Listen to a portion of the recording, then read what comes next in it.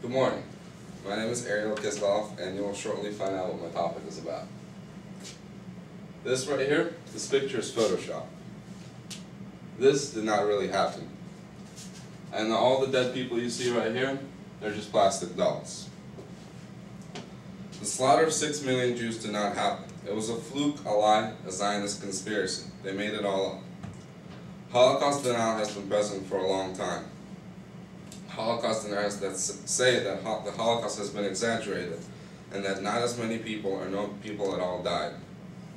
They say it's part of a conspiracy.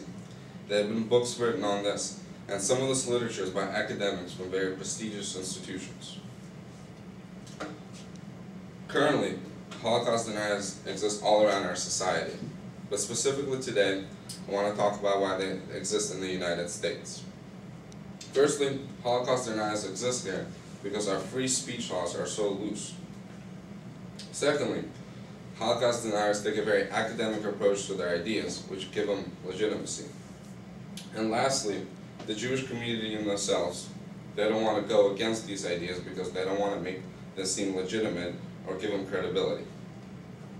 So in relevance to my first idea, the Constitution is one of the biggest protectors for Holocaust deniers. They view their ideas as part of their right for free expression. As long as it doesn't hurt somebody, then it is allowed to be spoken. I found a really interesting article from Opinions, a news organization called Real Clear Politics. They compared this to September 11. If they're conspiracy theorists about September 11, then there is allowed to be conspiracy theorists about the Holocaust. It's the same scenario. They can alter. If they choose to alter these historical events, then they may do so. Also, in comparison to other countries, Germany has very strict free speech laws, but they're also allowed to place limitations on them. In relevance to the basic law, it specifically says that limits can be placed on the right to free speech whenever it's deemed necessary. So therefore, Germany does things one way and we do it the other, which is why Holocaust denial is legal here. Secondly, as I said, Holocaust deniers have taken a very academic approach. One prime example of this is Dr. Butts from Northwestern University. He went to MIT, got his PhD in Minnesota, so in short, he's a very smart guy. He got his ideas started by posting an article in the school newspaper called the Daily Northwestern. He called this article a short study of Holocaust revisionism. The title of that demonstrates how academically he views his subject.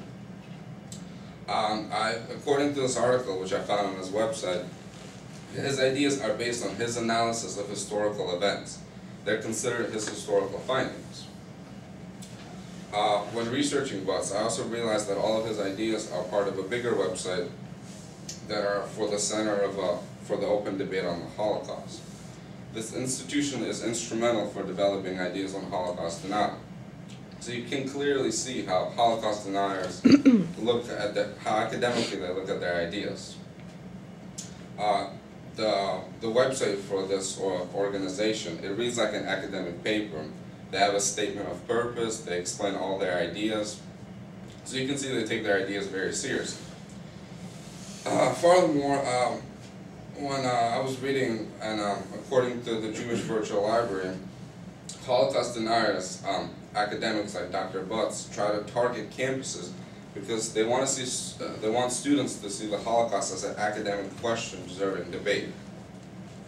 So therefore, when the Holocaust is seen as an academic question, when it is frequently seen like that here, then Holocaust deniers themselves can gain legitimacy. So this brings me directly to my last point. Holocaust denial exists because the Jewish community does not resist it in many ways. This is simply because they don't want to give it credibility. They don't want to argue with them, because if you argue with somebody, you give the other argument some sort of legitimacy.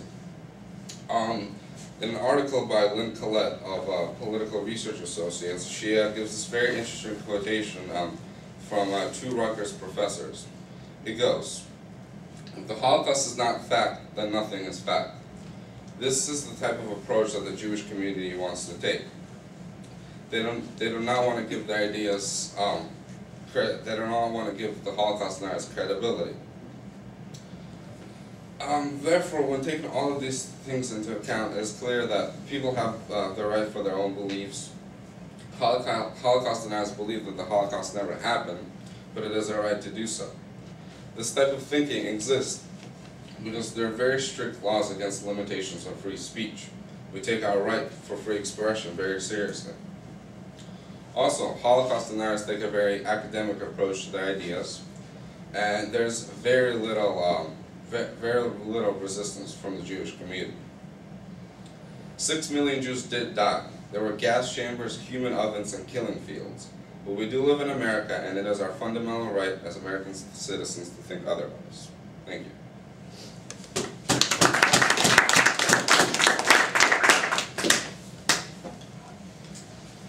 These are my sources, and where the pictures came from.